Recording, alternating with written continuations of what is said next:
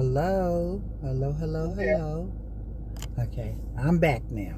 Okay, we're gonna try this again. You know, it's amazing how Mother Nature and nature itself just kind of gets in and just kind of throws things out of whack. So, what I was talking about was the reality of self destruction. Self destruction is real, it's not in your head. And for those of us, like myself, I never understood why people wanted to commit suicide. Oh, and before I forget, we're doing call monologue number 5, okay? So kind of stay with me. So, I never understood why people would actually want to kill themselves until I got evicted in 2019 and then lost my job in 2020 in the height of the pandemic.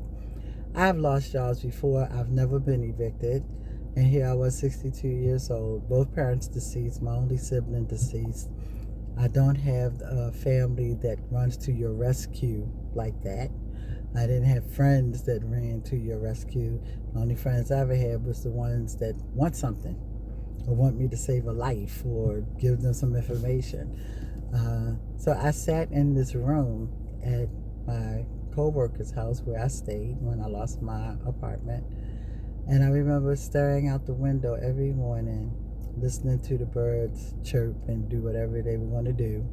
And I remember thinking to myself, okay, how did I get here? You know, what got me to this point? And being a human, you know, all kinds of crazy emotions happen. But it was at that moment when I realized suicidal ideation. When you've had a good life all your life, even after your parents passed away, even after your only sibling passed away, after you've lost both grandparents and a few aunts and other people and friends, but your life continued to move on. You still had a job, you were still paying your bills, you still had a place to live. Now all of a sudden, you are one of the homeless people that you work for and with. You're still that victim of domestic violence, even though you're out of it, but now where do you go? Let me be the first to tell you, pick up and repair and replace the broken pieces. That's exactly what I'm talking about. Because I had an option. I could have committed suicide. I could have cut my wrist. I could have hung myself. There's so many different ways of doing it. I could have done so many different things.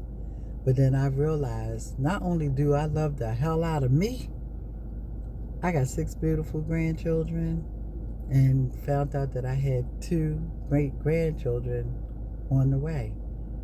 They didn't they wouldn't been able to meet me, know anything about me outside of what their fathers, my sons would have told them. And I didn't want them to think, okay, but we heard a lot about her, but we never got a chance to meet her. So, what's up? Women, speak your piece. What I'm trying to say to you right now is look at your life, not anybody else's. Look at your life. If you were a victim of domestic violence and you're out of that lifestyle now, kudos. If you were in that drug world and promiscuity and all that other craziness like I was, kudos. But look at your life. Look at what needs to be fixed in your life for you to go on and prosper in your life. There's an old saying from a commercial, I believe, for something that says the life you save is your own. Not only is it your own, it belongs to your family, your grandchildren, your great grandchildren, your cousins, your aunts. We belong in that family.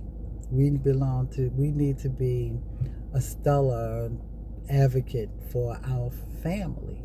We need to be, like I said in the last monologue, we're not the whoopee prize. We are the grand prize. So treat yourself 100 plus percent as you would want anybody else to treat you. But know that your life matters. What you have to say matters. What you want to do matters. And then make it happen. Lenore Lenny Yancey, author of Broken Wings of Walter Memories Unleashed. It's always a pleasure. Smooches.